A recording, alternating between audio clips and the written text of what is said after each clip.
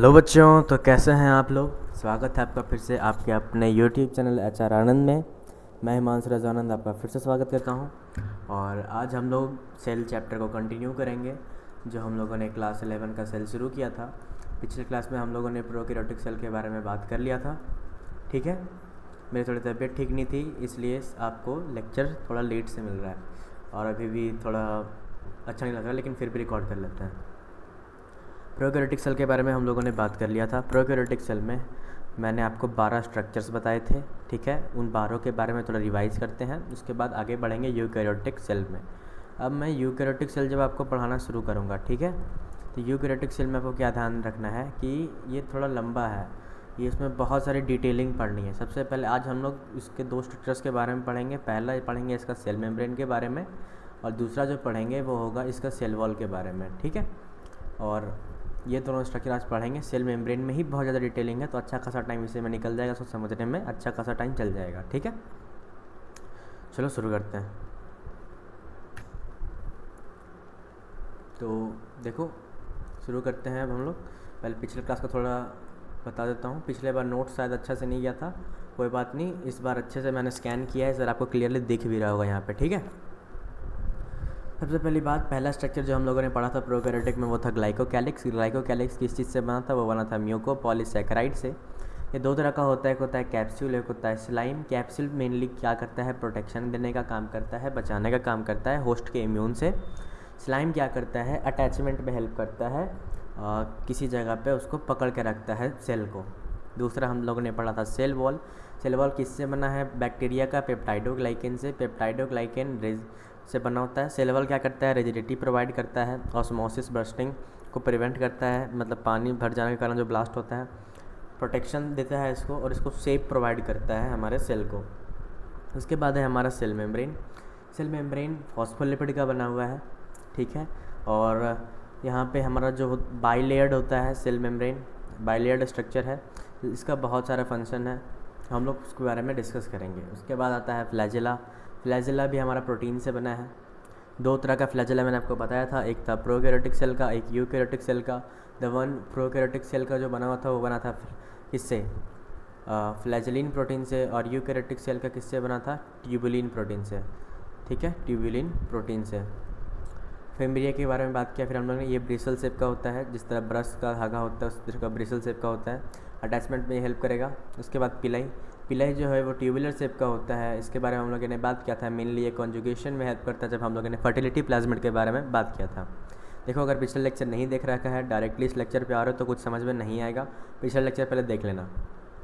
उसके बाद हम लोगों ने बात किया मीजोजोम्स के बारे में। मीजोजोम्स क्या है? ये सेल मेम्ब्रेन का इनफोल्डिंग है। जब सेल मेम्ब्रेन फोल्ड हो जाता है अंदर की तरफ तो उसको बोलते हैं हम लोग मीजोजोम्स।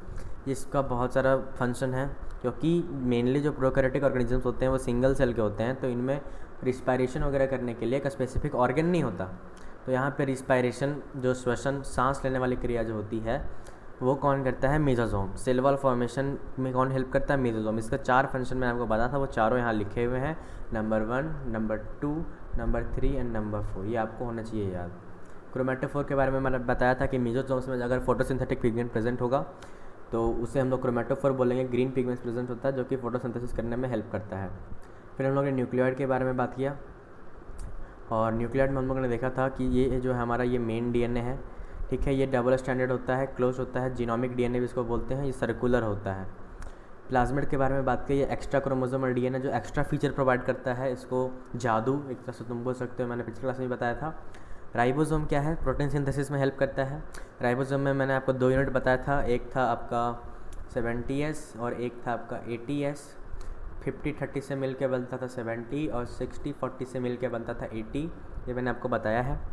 ठीक है, इंक्लूजन बॉडी जिस जैसा स्टोरेज करेगा उसके हिसाब से उसका नाम पड़ता है, पिछले क्लास में मैंने डिस्कस किया था, जैसे मैं जिंक ग्रैन्यूल, फॉस्फोरस ग्रैन्यूल, वो सब मैंने डिस्कस किया। फिर मैंने प्रेजेंस के बारे में बात किया था पिछले क्लास में ही कि सेल मेम्ब्रेन सब में प्रेजेंट होगा, न्यूक्लियोइड सब में प्रेजेंट होगा, राइबोसोम, इंक्लूजन बॉडी, साइटोप्लाज्म, ये सब में प्रेजेंट होगा। सेल वॉल किस में प्रेजेंट नहीं होगा? माइकोप्लाज्मा में। Mesosome mainly gram positive bacteria में होता है। पिलाई मेनली ग्राम नेगेटिव बैक्टीरिया में होता है। क्रोमेटोफोर साइनोबैक्टीरिया में होता है। इस एक ही एग्जाम्पल, इसलिए मैंने बोला था इसको याद रखना। प्लाज्मिड कुछ बैक्टीरिया में प्रेजेंट होता है। फ्लैजेला जो है कुछ बैक्टीरिया में होता है। एब्सेंट किस में होता है उसका नाम याद रखना, साइनोबैक्टीरिया में और माइकोप्लाज्मा में। ठीक है। देखो, तो अब हम लोगों ने यहाँ तक कर लिया, ठीक है। प्रोकैरियोटिक सेल हमारा होता है फिनिश, मैंने तुम्हें रिवाइज भी एक बार करवा दिया। अब हम लोग मूव ऑन करेंगे यूकैरियोटिक सेल में। यूकैरियोटिक सेल थोड़ा सा बड़ा है, मैंने जैसे कि बताया, अच्छे से पढ़ना ध्यान से, टेंशन नहीं लेना है, तुम्हारे भाई की क्लास है, नो टेंशन, आराम से एकदम चिल होके पढ़ो, ठीक। सब कुछ कॉन्सेप्ट समझ में आएगा, सब कुछ नोट्स मिल जाएगा आपको, चिंता करने की कोई ज़रूरत नहीं है। और चलो अब यूकैरियोटिक सेल शुरू करते हैं। दो हम लोग इसमें बात करेंगे आज cell membrane and cell wall के बारे में। देखो, यूकैरियोटिक सेल पे अब हम लोग बात करने जा रहे हैं। तो यूकैरियोटिक सेल पे हम लोग बात करते हैं। ये सबसे पहली बात की प्रोकैरियोटिक सेल से थोड़ा बड़ा होगा, larger than the prokaryotic cell. उसका साइज़ मैंने आपको बताया है पिछली क्लास में, प्रोकैरियोटिक का 2 से 5 माइक्रोमीटर उसका साइज़ होता है प्रोकैरियोटिक का, ये मैंने आपको बताया था, ठीक है, पिछले क्लास में। और यूकैरियोटिक उससे बड़ा होगा मेनली। इसमें डीएनए जो है वो नेकेड नहीं है, मतलब उसके पास एक स्पेशल रूम गिवन है जिसको हम लोग न्यूक्लियस बोलते हैं, वो उसको दिया हुआ है। अब इसमें क्या होता है कि इसमें स्लो डिवीज़न होता है सेल का बैक्टीरिया के कंपैरिजन में। बैक्टीरिया को अगर तुम देखोगे तो एक बैक्टीरिया है जिसका नाम है E coli, Escherichia coli. E coli को डिवाइड होने में सिर्फ 20 मिनट का टाइम लगता है। कितना? 20 मिनट का टाइम लगता है। वहीं पे अगर हम लोग बात करें तो हमारा जो यूकैरियोटिक सेल है उसको डिवाइड होने में अप्रॉक्स 24 आवर लग जाता है, 24 घंटा लग जाता है।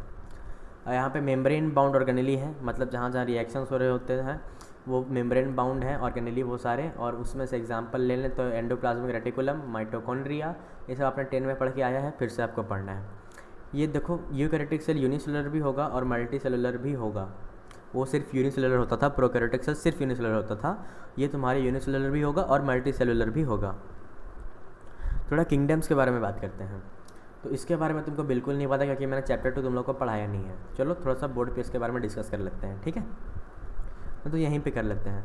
सबसे पहली बात, तुम्हारे पास किंगडम्स होते हैं। किंगडम्स क्या होते हैं? हाईएस्ट कैटेगरी, जो मैंने तुम्हें चैप्टर 1 में बताया था, सबसे टॉप पे यही होता है। इसका ट्रिक मैंने दिया था, याद है कि पॉट क्लीन और फैमिली गेट सिक, उससे रिलेटेड सबसे टॉप पे किंगडम 5 होते हैं हमारे पास। Monera, Protista, Fungi, Plantae, Animalia. Monera में मेनली आता है बैक्टीरिया में ही होगा प्रोकैरियोटिक सेल, जो हम लोगों ने पढ़ लिया, ठीक है, पीछे तुरंत पढ़ा हम लोगों ने और रिवाइज भी किया अभी।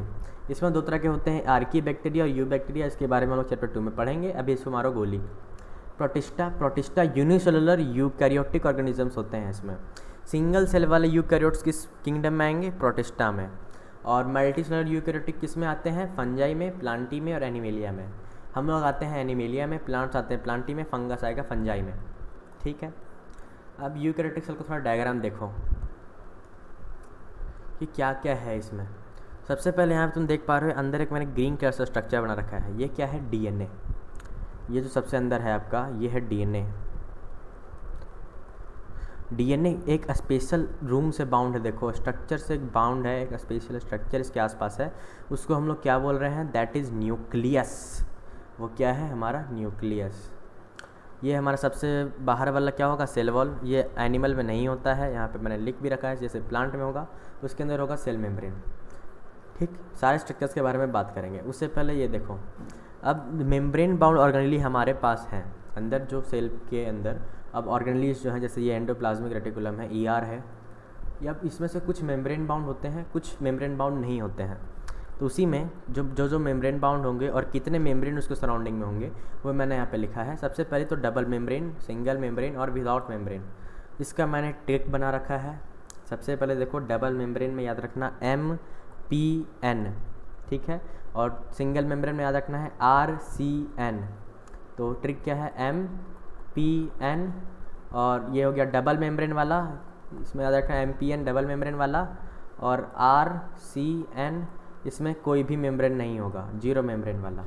सिंगल मेम्ब्रेन वाला तुमको याद करने की ज़रूरत नहीं है, इसको इन 3 को याद रखो। और ये डबल मेम्ब्रेन विदाउट मेम्ब्रेन वाला, ये तो तुमको ऐसे ही याद हो जाएगा, इससे टेंशन लेने की कोई बात नहीं। डबल मेम्ब्रेन किसके किसके पास होता है? माइटोकॉन्ड्रिया के पास, प्लास्टिड के पास और न्यूक्लियस के पास।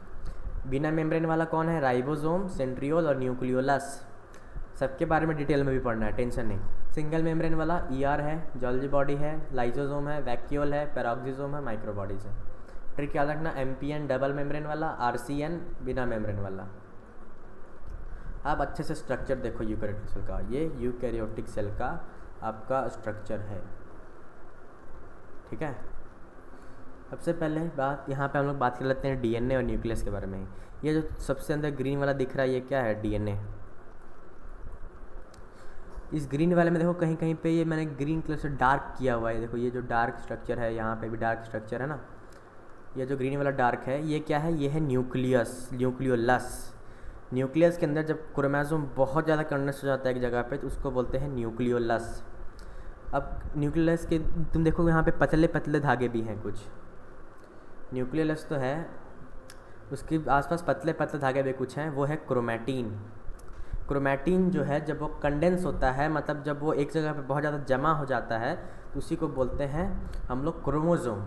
और क्रोमोसोम बहुत ज़्यादा कंडेंस हो जाता है तो फॉर्म करता है न्यूक्लियोलस। अब फिर देखो इसके आसपास ये मैंने स्ट्रक्चर बना के रखे हैं यहाँ पे, ये गोल गोल से कुछ है, ये क्या है? ये सिलेंडर टाइप का क्या है? ये है एंडोप्लाज्मिक रेटिकुलम। ये भी दो तरह के होते हैं, एक होता है स्मूथ एंडोप्लाज्मिक रेटिकुलम, एक होता है rough endoplasmic reticulum. Smooth endoplasmic reticulum, rough endoplasmic reticulum किस बेसिस पे?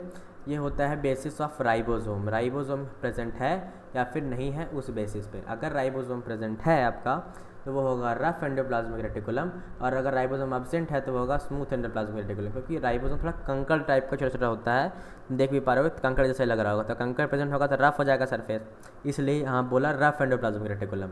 ठीक है, और अगर ये नहीं होगा तो स्मूथ होगा, तो वहाँ से नाम आया स्मूथ एंडोप्लाज्मिक रेटिकुलम। याद रखना, राइबोसोम प्रेजेंट तो रफ एंडोप्लाज्मिक, और राइबोसोम एब्सेंट तो स्मूथ एंडोप्लाज्मिक रेटिकुलम। उसके बाद देखो, उसके बाद ये है गोल्जी बॉडीज़। ये कुछ ऐसे सेल्स होते हैं, ठीक है, गोल्जी बॉडीज़ यहाँ पे देख पा रहे हो, गोल्जी बॉडी जो बोलना है। ये तुम्हारा बहुत सारे फंक्शन करते हैं, इसके बारे में डिटेल में बात करेंगे। फिर है तुम्हारा राइबोसोम। राइबोसोम क्या करता है? प्रोटीन सिंथेसिस करता है, ये तो सबको पता होगा, याद भी हो गया होगा, प्रोकैरियोटिक में पढ़ के आ रहे हैं हम लोग, ठीक है। उसके बाद ये है पेरोक्सिसोम्स, इसके बारे में पढ़ेंगे। फिर है वेसिकल्स, स्टोरेज का जो काम करता है वेसिकल्स, इसके बारे में भी पढ़ेंगे। फिर लाइसोसोम, सुसाइडल बैग्स, वैक्यूल्स वगैरह सब चीज़ें भी पढ़ेंगे अच्छे से, कोई टेंशन वाली बात नहीं है। सबसे इम्पॉर्टेंट स्ट्रक्चर इसमें तुम देखोगे तो एक है माइटोकॉन्ड्रिया। ये खुद में एक सेल होता है। अगर तुम देखो आगे पढ़ना भी है एंडोसिम्बायोटिक थ्योरी, उसमें हम लोग बात करेंगे कि क्यों कंसिडर किया जाता है माइटोकॉन्ड्रिया प्लास्टिड को एक इंडिपेंडेंट प्रोकैरियोटिक सेल, ठीक है। और ये प्रोकैरियोटिक, देखो माइटोकॉन्ड्रिया तुम्हारा किस में प्रेजेंट होगा? एनिमल्स में, और प्लास्टिड किस में प्रेजेंट होगा? प्लांट्स में। पी से याद रखना, पी से प्लास्टिड, पी से प्लांट, भूलोगे नहीं, ठीक है। चलो बात करते हैं सेल मेम्ब्रेन के बारे में। पहला हमारा जो स्ट्रक्चर है, cell membrane is present in all types of eukaryotic cell. हर तरह के यूकैरियोटिक सेल में हमारा सेल मेम्ब्रेन प्रेजेंट होगा। ये सिमिलर स्ट्रक्चर रखता है प्रोकैरियोटिक और यूकैरियोटिक दोनों सेल्स में, मैंने बताया भी था कि दोनों में ये सिमिलर होता है। Cell membrane can only be seen through electron microscope. It was invented in late 1950। अब हुआ क्या था, देखो सेल मेम्ब्रेन को खोज कैसे किया हम लोगों ने।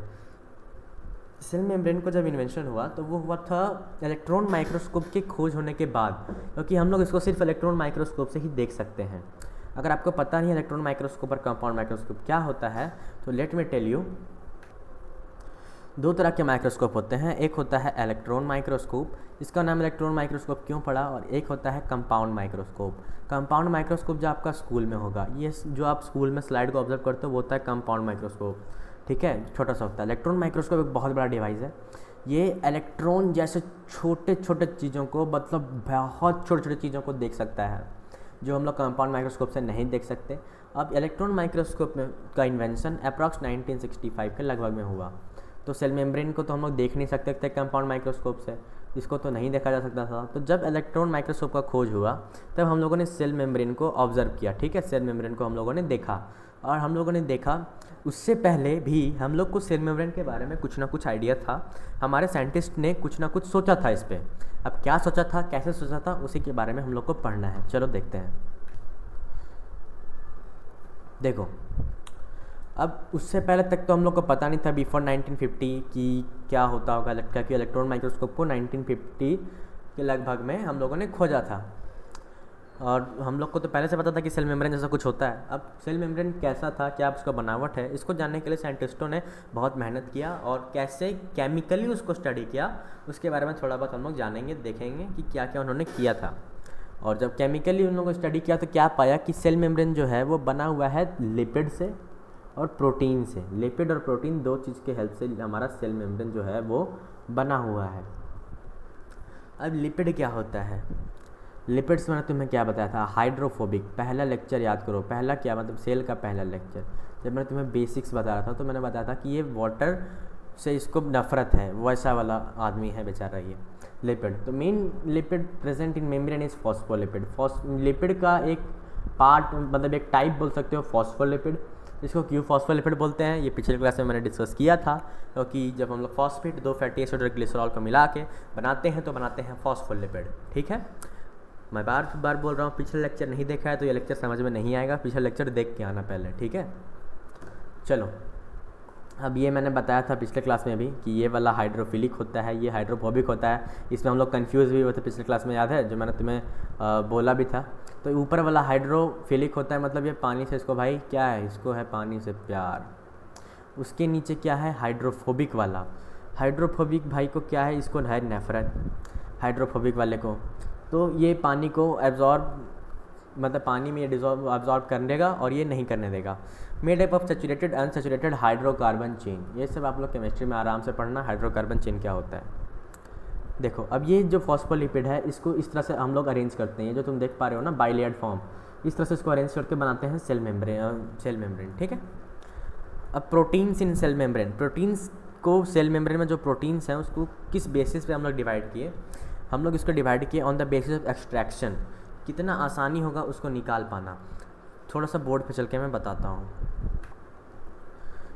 देखो ये हम बना लेते हैं बाइलेयर फॉर्म, जो कि तुम्हारा सेल मेम्ब्रेन का स्ट्रक्चर होता है। ठीक है,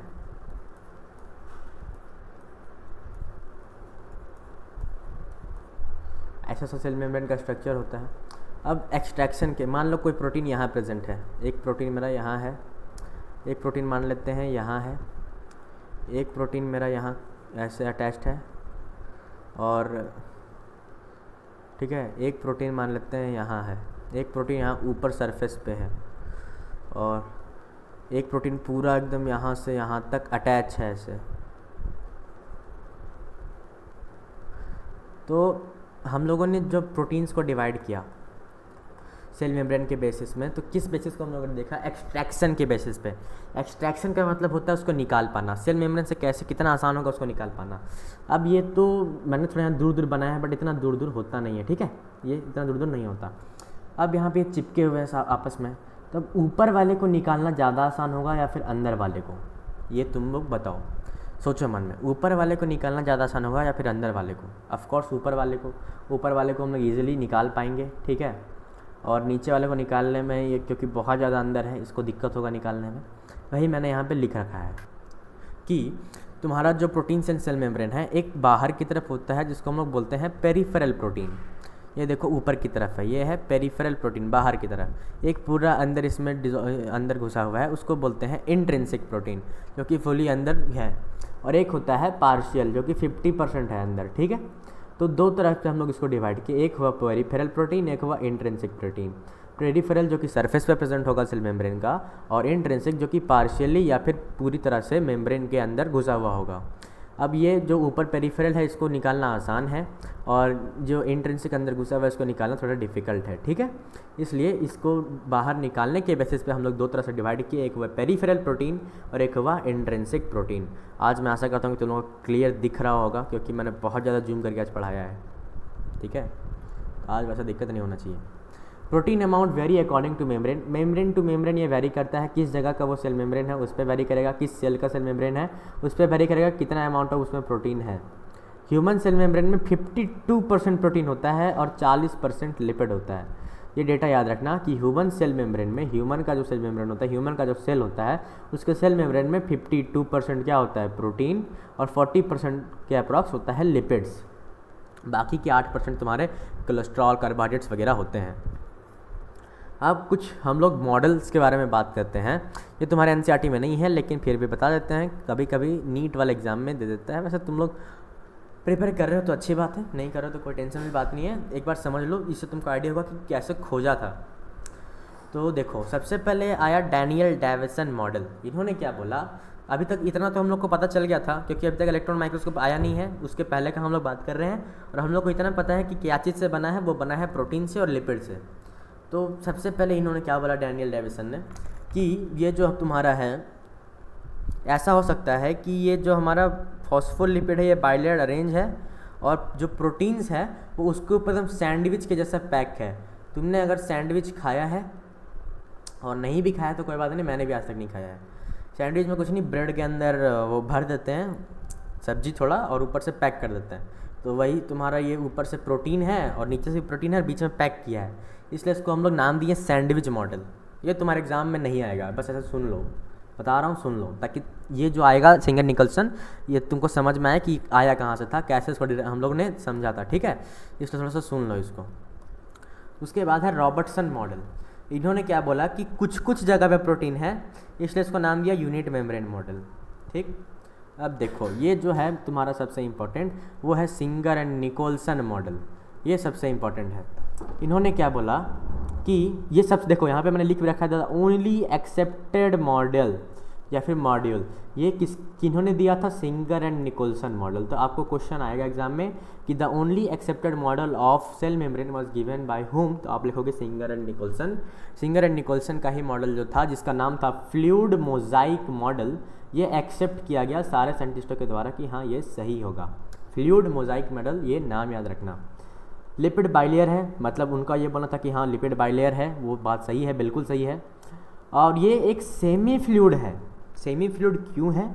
due to which protein can move laterally, इसमें प्रोटीन जो है वो मूव कर सकता है लैटरली, यहाँ पे मूव कर सकता है हमारा प्रोटीन, इधर से उधर मूव कर सकता है प्रोटीन जो हमारा है। और ये जो लैटरल मूवमेंट का प्रॉपर्टी है इसको बोलते हैं फ्लूइडिटी। क्या बोलते हैं? फ्लूइडिटी। लैटरल मूवमेंट का जो प्रॉपर्टी है, the ability of lateral movement by protein is called fluidity, इसको बोलते हैं फ्लूइडिटी। तो लिपिड बाइलेयर है और इसके अंदर सेमी फ्लूइड है। क्यों ऐसा बोला? क्योंकि यहाँ पे जो हमारा प्रोटीन है वो लैटरली मूव कर सकता है, इसलिए इसको बोला कि सेमी फ्लूइड है। अब ये तुम स्ट्रक्चर देखो, ये तुम्हारे एनसीईआरटी के डायग्राम में भी बहुत अच्छे से बनाया हुआ है। मैं तुम्हें थोड़ा सा एनसीईआरटी का डायग्राम भी दिखा दूंगा, पहले यहाँ पे देख लो और थोड़ा समझ लो।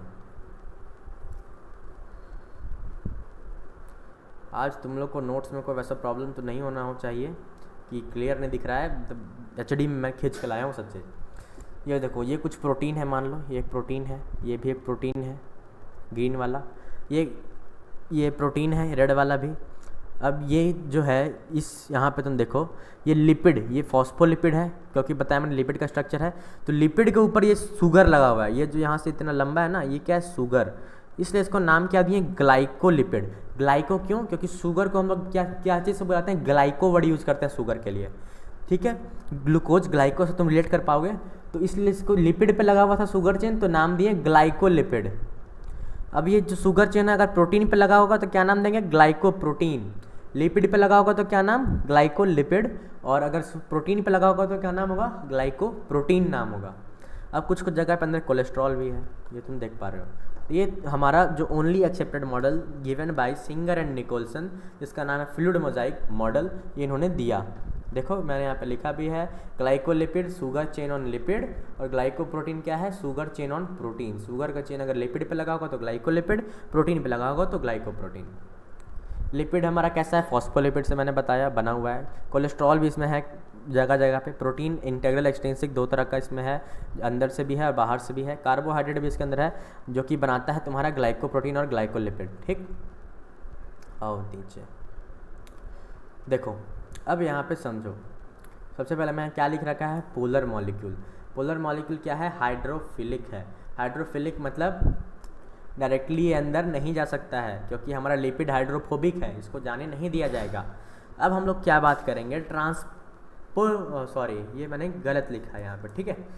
Transport across membrane,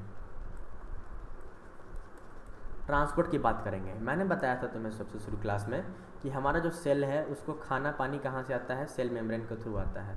cell membrane के थ्रू आता भी है और अंदर से वेस्ट जो है वो बाहर जाता भी है। अब सेल मेम्ब्रेन में ऐसा कंडीशन हो सकता है कि थोड़ा सा मैं आपको बता दूं क्या कंडीशन हो सकता है। मान लो कि ये तुम्हारा सेल है, ठीक है, सेल है। अब यहाँ तुम्हारा सेल मेम्ब्रेन है। सेल मेम्ब्रेन में कैसा स्ट्रक्चर है ये तुम लोग को पता है कि यहाँ पे ऐसा स्ट्रक्चर है, हमारा दोनों तरफ से अरेंज है पूरे में, ऐसा स्ट्रक्चर हमारे पूरे में बना हुआ है। ऊपर वाला कैसा होता है, हाइड्रोफिलिक। हाइड्रोफिलिक मतलब उसको पानी से क्या है, प्यार है, ठीक है, पानी उसको चाहता है। बीच वाला क्या है, हाइड्रोफोबिक। हाइड्रोफोबिक में क्या है कि ये वाला है, इसको पानी से भाई नफरत है। तो अगर कोई ऐसा सब्सटेंस है जो कि हाइड्रोफिलिक है, मानो सेल को कुछ चाहिए, ऐसा चाहिए जो कि हाइड्रोफिलिक है और सेल के लिए वो ज़रूरी है, तो वो अंदर आना है। अब अंदर उसको लाएंगे कैसे, वो तो हाइड्रोफिलिक है और ये हाइड्रोफोबिक है, तो रोक देगा। ये जो है ये उसको अंदर आने ही नहीं देगा, बोलेगा नहीं मैं तो नहीं जाने देगा तेरे को, तो रुक उधर ही, ये आने नहीं देगा। ये आने दे देगा क्योंकि ये हाइड्रोफिलिक जो सामान आ रहा है उधर से, वो भी हमारा कैसा है, हाइड्रोफिलिक है, ये भी हमारा हाइड्रोफिलिक है। तो ये जो है ये कोई दिक्कत नहीं करेगा, ये बोलेगा हाँ तुम आराम से जाओ, कोई दिक्कत वाली बात नहीं है। लेकिन रोकेगा कौन इसको, ये इसको जाने नहीं देगा, ये रोक देगा। हाइड्रोफोबिक है क्योंकि हमारा अंदर वाला ये जो है ना वो हाइड्रोफोबिक है, तो ये इसको रोक देगा। इसलिए अगर कुछ ऐसे सब्सटेंस हम लोग को अंदर ट्रांसफ़र करने हैं जो कि हाइड्रोफिलिक है, उसके लिए हम लोग इंट्रोड्यूस करते हैं चैनल का। चैनल मतलब एक रास्ता, एक टनल तुम बोल सकते हो। चलो अब उस पर बात करते हैं, चैनल क्या होगा। देखो कुछ बहुत सारे सब्सटेंसेस जो हैं वो कांटेक्ट में आते हैं मेम्ब्रेन के directly, because cell have some space in it. Cell wall के पास कुछ ऐसे होता है स्ट्रक्चर, मैंने बताया था ना, ऐसे स्ट्रक्चर होता है सेल का, जाली टाइप का, तो उसके अंदर से आराम से छोटी छोटी चीज़ें जा सकती है। ये सिर्फ बड़ी चीज़ों को रोकता है सेल वॉल। तो अब डायरेक्ट सेल मेम्ब्रेन का कांटेक्ट में आएगा कोई भी सब्सटेंस अगर आएगा तो अब यहाँ पे दो तरह का ट्रांसपोर्ट हम लोग को पढ़ना है, एक है बल्क ट्रांसपोर्ट और एक है स्पेसिफिक ट्रांसपोर्ट। सेल के अक्रॉस दो तरह का ट्रांसपोर्ट होता है, एक का नाम है बल्क ट्रांसपोर्ट और एक का नाम है स्पेसिफिक ट्रांसपोर्ट। बल्क ट्रांसपोर्ट में क्या होता है, any large substance directly enter the cell, उसको हम लोग बोलेंगे बल्क। बल्क मतलब होता है भारी चीज़। तो अगर कोई भी सब्सटेंस डायरेक्टली सेल के अंदर घुस जाता है भारी चीज़, उसको बोलते हैं बल्क ट्रांसपोर्ट। ये दो तरह का होता है, एक होता है एंडोसाइटोसिस, एक होता है एक्सोसाइटोसिस। एंडोसाइटोसिस का मतलब हुआ सेल के अंदर आना, एंडो मतलब अंदर, और एक्सोसाइटोसिस मतलब एक्सो मतलब बाहर।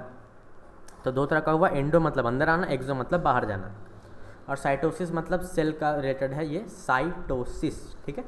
अब देखो फैगोसाइटोसिस और पिनोसाइटोसिस समझो। फैगोसाइटोसिस का मतलब होता है सेल ईटिंग। अगर सेल कोई सब्सटेंस को, लार्ज साइज सब्सटेंस को जो कि सॉलिड है, उसको डायरेक्टली अपने अंदर ले लेता है, उसको बोलते हैं फैगोसाइटोसिस। उसको तोड़ के अपने अंदर ले लेगा, एब्जॉर्ब कर लेगा, उसको बोलेंगे सेल ईटिंग।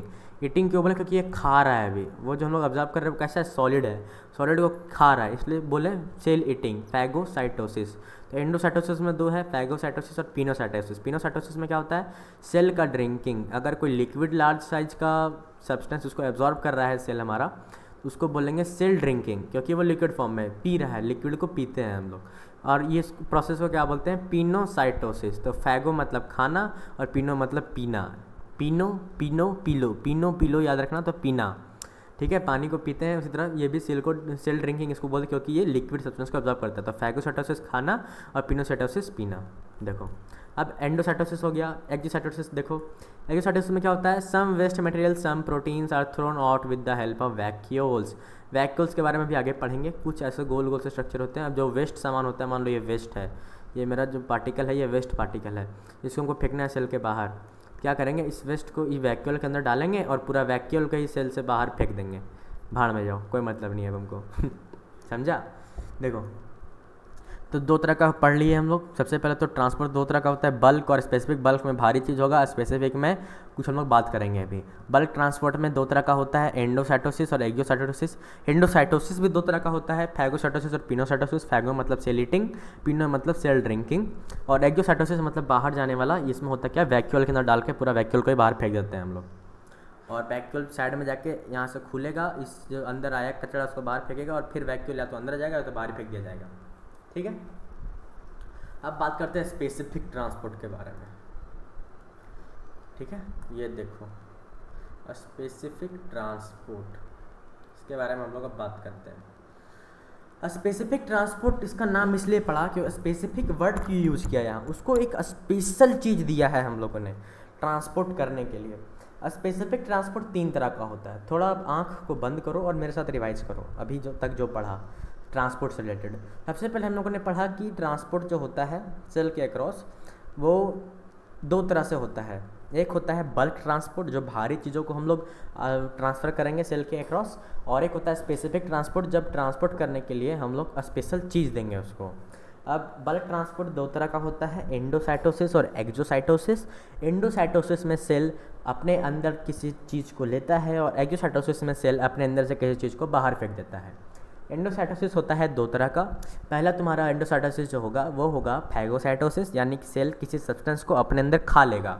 फैगोसाइटोसिस मतलब खाना, और पिनोसाइटोसिस मतलब सेल किसी लिक्विड वाले सब्सटेंस को पी लेगा, उसको अपने अंदर एब्जॉर्ब कर लेगा, उसको बोलते हैं पिनोसाइटोसिस। ठीक है, अब एंडोसाइटोसिस हो गया। एक्सोसाइटोसिस में क्या होता है, एक्सोसाइटोसिस में हमारा जो वेस्ट मटेरियल है उसको वैक्यूल के अंदर डाल के बाहर उसको फेंक दिया जाता है, वो हो गया एक्सोसाइटोसिस। तो यहाँ तक हमने बल्क ट्रांसपोर्ट देखा। अब बात करते हैं स्पेसिफिक ट्रांसपोर्ट के बारे में। स्पेसिफिक ट्रांसपोर्ट होता है तीन तरह का, पहला है डिफ्यूज़न, दूसरा है फैसिलिटेटेड डिफ्यूज़न, तीसरा है एक्टिव ट्रांसपोर्ट। देखो डिफ्यूज़न तुम लोग बचपन से पढ़ रखा है, डिफ्यूज़न मतलब कोई भी सब्सटेंस हायर कंसंट्रेशन से लोअर कंसंट्रेशन में चल जाए, उसको क्या बोलेंगे, डिफ्यूज़न बोलेंगे। ठीक है, फैसिलिटेटेड डिफ्यूज़न में और इस सब में क्या अंतर है थोड़ा बताएंगे। पहले देखो डिफ्यूज़न में क्या हो रहा है कि इसमें क्या क्या ट्रांसफर होता है, पहले वो देखो, गैस इससे ट्रांसफर होता है डिफ्यूज़न से, पानी इससे ट्रांसफ़र होता है तुम्हारा डिफ्यूज़न से, और न्यूट्रल मॉलिक्यूल ट्रांसफ़र होता है। अब देखो यहाँ हो क्या रहा है, ये देखो थोड़ा इसको थोड़ा और जूम किया जाए, यहाँ सिर्फ लाया जाए इसको, जिस पे हम लोग बात करेंगे अभी। क्या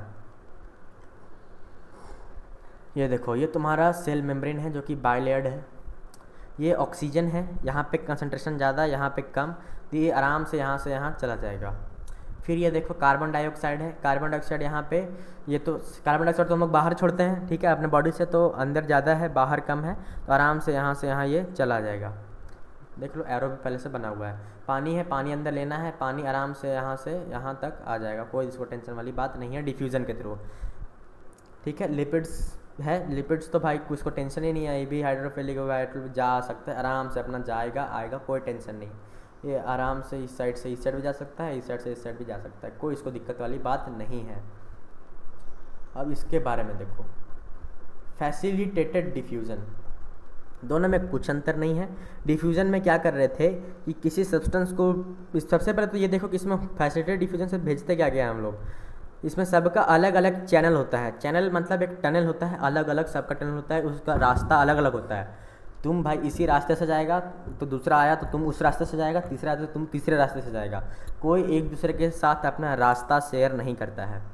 ठीक है, polar molecules can not cross membrane, they need channel. Polar molecule जो है वो क्यों नहीं क्रॉस कर सकता, क्योंकि वो होगा हाइड्रोफिलिक, अब वो उसको ट्रांसफ़र होने नहीं देगा, ऐसे में उसको चाहिए चैनल। चैनल हम लोग प्रोवाइड करते हैं, ये देखो चैनल, इससे हम लोग फैसिलिटेटेड डिफ्यूज़न में क्या करते हैं, स्पेशल डिफ्यूज़न के लिए भी एक जगह उसको देते हैं, एक चैनल बना देते हैं, और इस चैनल में भी डिफ्यूज़न होता है, हायर टू लोअर कंसंट्रेशन ही जाता है। ऐसा नहीं कि डिफ्यूज़न फैसिलिटेटेड है तो कुछ उल्टा होगा, नहीं, हायर टू लोअर यहाँ भी जाएगा। ये दो चीज़ तुमको समझ में आ गया होगा डिफ्यूज़न वाला, कि हायर टू लोअर जा रहा है, एक के पास डायरेक्टली आर पार हो जा रहा है हमारा सेल मेम्ब्रेन से, और एक को हम लोग एक स्पेशल चैनल दिए, एक स्पेशल रास्ता दिए हैं जहाँ से वो आर पार होगा। लेकिन तीसरा जो है वो है एक्टिव ट्रांसपोर्ट, इसका भाई का अलग स्वैग है। इनका क्या बोलना है कि तुम लोग सब हाई कंसंट्रेशन से लो कंसंट्रेशन भेजता है, हम लो कंसंट्रेशन से हाई कंसंट्रेशन ट्रांसपोर्ट करेंगे, उल्टा करेंगे ट्रांसपोर्ट, हम लो से हाई करेंगे। अगेंस्ट कंसंट्रेशन रूल क्या है, कंसंट्रेशन रूल क्या बोलता है कि कोई भी सब्सटेंस हाई कंसंट्रेशन से लो कंसंट्रेशन में जाएगा, इनका बोलना नहीं, हम उल्टा करेंगे, लो कंसंट्रेशन से हाई कंसंट्रेशन में सब्सटेंस को भेजेंगे।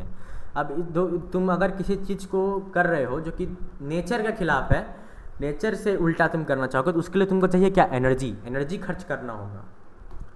ठीक है, तो ऐसे में एनर्जी चाहिए। हम लोग का बॉडी में एनर्जी का सोर्स क्या है, ATP, एडिनोसिन ट्राइफॉस्फेट। तुमने 10 में अच्छे से पढ़ा होगा, इसके बारे में अगर नहीं पढ़ा तो डिस्कस करेंगे, कोई टेंशन नहीं।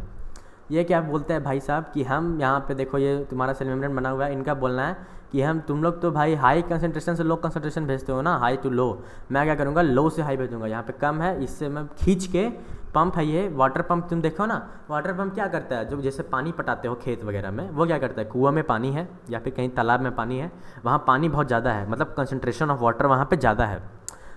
ठीक है, वहाँ से जो पानी तुम्हारा है उसको खींच के लाना है हम लोग को, खींच के लाना है पानी को खींच के लाना है। खींच के लाने के लिए बिजली देना पड़ता है ताकि मोटर घूमे। उसी तरह यहाँ पे जो पंप है इसको भी हम लोग को कम पानी यहाँ से थोड़ा बहुत सब्सटेंस से लेके मतलब लोअर कंसंट्रेशन से हायर कंसंट्रेशन में सब ट्रांसफ़र करना है। इसके लिए चाहिए एनर्जी। एनर्जी यहाँ हम लोग किस तरह से दे रहे हैं, एटीपी के फॉर्म में दे रहे हैं। और हम तब हमारा पंप काम कर रहा है और हम लोग मस्त इसको यहाँ से लेके यहाँ डाल रहे हैं। ठीक है, हाँ बोला था ना बहुत सारा इसमें है। सेल मेम्ब्रेन में अच्छा खासा टॉपिक है। और सेल मेम्ब्रेन का देखो फंक्शन क्या क्या है। ये तुम्हारा ग्रोथ में हेल्प करता है, सिक्रीशन का काम करता है, सेल डिवीज़न का काम करता है, सेल जंक्शन का काम करता है। ये तुम फंक्शन में लिख सकते हो सेल मेम्ब्रेन का। ठीक है, बहुत अच्छी बात। सेल मेम्ब्रेन इसी के साथ हुआ ख़त्म। देखो एनसीईआरटी मैं तुम लोग को नहीं बता रहा क्योंकि हर चीज़ जो मैंने यहाँ लिख रखा है नोट्स में वो सब एनसीईआरटी ही है, कुछ अलग नहीं है। एनसीईआरटी को ही सिंपल फॉर्म में मैंने लिख रखा है, इसलिए एनसीईआरटी लाइन बाय लाइन खुद से पढ़ो। कोई डाउट होगा तो पूछ लेना, लेकिन एनसीईआरटी खुद से पढ़ो। 11-12 में कोई एनसीईआरटी पढ़ाने नहीं आएगा तुमको, खुद से एनसीईआरटी करना होता है। ठीक है, और उतना तो तुम्हें आना भी चाहिए भाई। 11th के स्टूडेंट हो, सीनियर स्टूडेंट्स हो गए हो, उतना तो आना ही चाहिए। तुम लोगों को खुद से पढ़ने की कोशिश करनी ही चाहिए ताकि सीख सको। नहीं आता तो कोई बात नहीं, सीख लेंगे, क्या फ़र्क पड़ता है। देखो चलो बात करते हैं सेल वॉल के बारे में। सेल मेम्ब्रेन हो गया। दूसरा आज का टॉपिक जो है वो है सेल वॉल। सेल वॉल उतना बड़ा नहीं है, थोड़ा बहुत है, निपट जाएगा। सेल वॉल क्या बोलता है, ये हम लोग इसको नॉन लिविंग कंसिडर करते हैं। क्यों नॉन लिविंग कंसिडर करते हैं? अभी तक सेल में तुमने जो जो चीज़ भी देखा वो उसको हम लोग लिविंग कंसिडर कर सकते हैं। उसको हम लोग ऐसा नहीं बोलते कि वो मरा हुआ है, लेकिन सेल वॉल जो होता है ना इसको हम लोग मरा हुआ कंसिडर करते हैं। और इसलिए ये शायद ह्यूमंस और एनिमल्स में प्रेजेंट नहीं होता। प्लांट में प्रेजेंट क्यों होता है? कहाँ कहाँ प्रेजेंट है? Present in plant cell and fungi cell. Plant और फंजाई सेल में प्रेजेंट है। यूकैरियोटिक का बात कर रहे हैं हम अभी, ठीक है। प्रोकैरियोटिक में भी सेल वॉल होता है, पेप्टाइडोग्लाइकन का, पता है कि नहीं? पढ़ाया था पिछले ही क्लास में। और देखो सेल वॉल प्लांट सेल और फंजाई सेल में प्रेजेंट है। इसको हम लोग नॉन लिविंग कंसिडर करते हैं, मतलब इसको मरा हुआ कंसिडर करते हैं, इसमें जान नहीं है। सेल मेम्ब्रेन का रोल क्या क्या है? क्वेश्चन आ सकता है, ऑफकोर्स ऐसा क्वेश्चन आ सकता है। What are the roles of cell membrane? Cell wall और सेल मेम्ब्रेन का रोल का क्वेश्चन हमेशा देता है। और मीजोजोम्स का रोल का क्वेश्चन तुमको देगा प्रोकैरियोटिक सेल में। रोल इसका क्या क्या है? एक तो ये रिजिडिटी प्रोवाइड करता है, शेप प्रोवाइड करता है। देखो बाहर से अगर इस तरह कुछ जाली लगा देंगे तो ये तुम्हारा सेल को शेप भी प्रोवाइड करेगा, रिजिडिटी भी प्रोवाइड करेगा, टफनेस प्रोवाइड करेगा। इसको प्रोटेक्ट करेगा बैक्टीरिया से, सेल को हमारा बैक्टीरिया से प्रोटेक्ट करेगा सेल वॉल। और सेल वॉल क्या करेगा? ऑस्मोटिक बस्टिंग से प्रिवेंट करेगा। ये मैंने पिछले क्लास में बताया था कि ऑस्मोटिक बस्टिंग क्या होता है। पानी बढ़ जाने के कारण अगर कोई चीज़ ब्लास्ट होने वाला होता है तो उसको बचा सकता है हमारा सेल वॉल। अब देखो प्लांट सेल वॉल और इसके बारे में बात करते हैं, एल्गी सेल वॉल के बारे में और सेकेंडरी और प्राइमरी सेल वॉल के बारे में बात करते हैं। सबसे पहले बात करते हैं हम लोग एल्गी के सेल वॉल के बारे में। एल्गी का सेल वॉल में स्पेशल कुछ चीज़ें हैं। एल्गी के सेल वॉल का अगर तुम जूम करोगे, देखो मैंने जूम किया यहाँ पे, ठीक है, तो मैंने क्या देखा कि इसका सेल वॉल में क्या क्या चीज़ें हैं, इसका तुमको नाम याद होना चाहिए इन चारों का, ठीक है। पहला है, इसको मैंने कैसे याद रखा है, गैलेक्टेन, मैनन, सेलुलोज और कैल्शियम कार्बोनेट, CaCO3, ठीक है। सबसे पहला क्या है? गैलेक्टेन। ये सब क्या है तुमको अभी जानने का कोई ज़रूरत नहीं है, सब पढ़ लोगे बाद में। अभी कुछ जानने का कोशिश मत करो, जो मैं बता रहा हूँ उसको आराम से समझो। सबसे पहले इसमें 4 चीज़ हैं, वो तुमको नाम याद रखने होंगे, गैलेक्टेन, मैनन, सेलुलोज और कैल्शियम कार्बोनेट CaCO3। ये हमारे पास 4 स्ट्रक्चर्स हैं जो कि प्रेजेंट है एल्गी के सेल वॉल में। अब बात करते हैं प्लांट सेल के बारे में। प्राइमरी प्लांट सेल और सेकेंडरी प्लांट सेल। अब सेल वॉल जो है, प्लांट सेल का जो सेल वॉल है उसको हम लोग 2 पार्ट्स में डिवाइड किए हैं। एक को बोले प्राइमरी सेल वॉल और दूसरे को हम लोगों ने बोला सेकेंडरी सेल वॉल, ठीक है। एक को बोला प्राइमरी सेल वॉल और दूसरे को बोला secondary cell wall. Primary cell wall क्या होता है कि all plant cell primary cell wall form पर। सबसे पहले जो सेल वॉल बनेगा किसी भी प्लांट सेल में उसको बोलते हैं प्राइमरी सेल वॉल। इसके किस किस चीज़ से बना हुआ है तो उसका नाम तुमको होना चाहिए याद, सेल्यूलोज, हेमीसेलुलोज, पेक्टिन और प्रोटीन। याद रहेगा नाम, सेल्यूलोज, हेमीसेलुलोज, पेक्टिन और प्रोटीन, ये तुमको याद होना चाहिए। उसमें क्या था? गैलेक्टेन, मैनन और सेल्यूलोज और कैल्शियम कार्बोनेट। नाम तुमको होना चाहिए सबका याद। देखो ये सब याद करना ही होगा, इसका आपका कोई ट्रिक मैं कहाँ से, तुम हर चीज़ का ट्रिक खोजोगे तो टोटल बहुत सारे चैप्टर हैं, सबका ट्रिक ही में कन्फ्यूज हो जाएगा, ट्रिक ही भूल जाओगे तो फिर सब भूल जाओगे। उसे तो याद करने की कोशिश करो। उसके बाद यहाँ देखो क्या क्या है, सेलुलोज है, प्रोटीन्स है, पेक्टिन है और हेमीसेलुलोज है। ये माइक्रोफिब्रिल मैंने लिख रखा है, इस पर टेंशन मत लेना, ये क्या है, ठीक है। देखो अब सेकेंडरी सेल वॉल के बारे में बात करते हैं। It forms when cell reaches to its maximum size, जब सेल तुम्हारा मैक्सिमम अपने साइज में जितना उसका क्षमता है बड़ा होने का उतना तक पहुंच जाएगा जब तुम्हारा सेल वो, ठीक है, तो उस समय बनेगा सेकेंडरी सेल वॉल। अब ये सेकेंडरी सेल वॉल जो होता है ये तुम्हारे देखो बाहर वाला प्राइमरी सेल वॉल है। प्राइमरी सेल वॉल और सेल मेम्ब्रेन, ये जो है ये सेल मेम्ब्रेन है। प्राइमरी सेल वॉल और सेल मेम्ब्रेन के बीच में जो पिंक से मैंने बना रखा है ना, ये तुम्हारा सेकेंडरी सेल वॉल है। किसके किसके बीच में? प्राइमरी सेल वॉल और प्लाज्मा मेम्ब्रेन के बीच में है, वो है secondary cell wall. Secondary cell wall develop between plasma membrane and primary cell wall, ये क्वेश्चन आएगा। सेकेंडरी सेल वॉल ग्रो नहीं करता, सेकेंडरी सेल वॉल एक बार बन जाता है फिर इसमें कुछ ग्रोथ नहीं होता। वहीं अगर बात करें प्राइमरी सेल वॉल का तो उसमें ग्रो करता है, ठीक है, primary cell wall cell growth के साथ। अब जो सेकेंडरी सेल वॉल है वो दो चीज़ों से हो सकता बना होगा, या तो लिग्निन से बना होगा या तो पेक्टिन से बना होगा। लेकिन एक चीज़ याद रखो, दोनों में से किसी एक चीज़ से ही बना होगा, ऐसा नहीं कि लिग्निन पेक्टिन दोनों में से किसी एक चीज़ से ही ये बना होगा तुम्हारा सेकेंडरी सेल वॉल। डिफरेंस बात करें अगर दोनों में, ये तुमको क्वेश्चन आ सकता है, difference between primary cell wall and secondary cell wall. तो क्या होता है देखो डिफरेंस, सबसे पहले ये पहले बना it forms first, it forms later, ये बाद में बनता है। ये सेल मेम्ब्रेन के बाहर है और ये प्राइमरी सेल वॉल और सेल मेम्ब्रेन के बीच में, in between primary cell wall and cell membrane. ये ग्रो कर सकता है, ये ग्रो नहीं करता है। इसमें ये लिविंग होता है हमारा प्राइमरी सेल वॉल, और ये इसको हम लोग मरा हुआ कंसिडर कब करेंगे? जब लिग्निन होगा। लिग्निन जब होगा तो इसको करेंगे हम लोग कंसिडर मरा हुआ। अगर पेक्टिन होगा तो ये भी तुम्हारा लिविंग में ही कंसिडर किया जाएगा, ठीक है। उसके बाद कंपोजिशन, प्राइमरी सेल वॉल बनता है सेलुलोज, हेमी सेलुलोज, पेक्टिन और प्रोटीन से। वहीं सेकेंडरी सेल वॉल या तो लिग्निन या तो पेक्टिन या तो स्यूवेरिन, इन ये तुम्हारा डिफरेंस हुआ दोनों के बीच में, ठीक है। अब थोड़ा सा मिडिल लैमिला के बारे में देख लो, ये आज का हमारा आखिरी टॉपिक है, मिडिल लैमिला। मिडिल लैमिला क्या होता है? एक लेयर है जो कि प्रेजेंट होता है तुम्हारा दो सेल के बीच में, ठीक है। ये तुम देखो,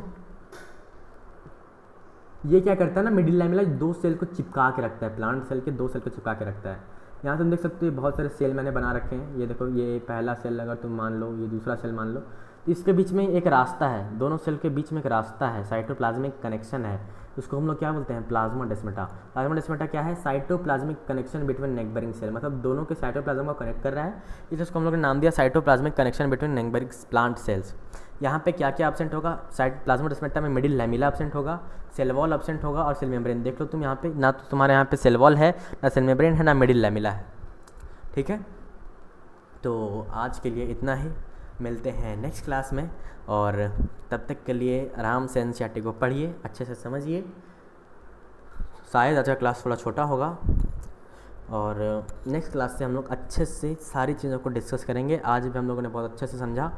अगर तुमको कहीं भी डाउट हो तो वीडियो को दोबारा देख लेना, फिर भी डाउट हो तो कमेंट कर देना नीचे में, कोई टेंशन वाली बात नहीं है, मैं कमेंट का रिप्लाई तुम लोग को वैसे भी कर देता हूँ, ठीक है। ये एक चीज़ याद रखना कि मिडिल लैमिला तुम्हारे किस चीज़ से बना होता है? कैल्शियम पेक्टेट से, कैल्शियम पेक्टेट से मिडिल लैमिला बना होता है, ठीक है। ठीक है, bye, have a nice day, मिलते हैं नेक्स्ट क्लास में।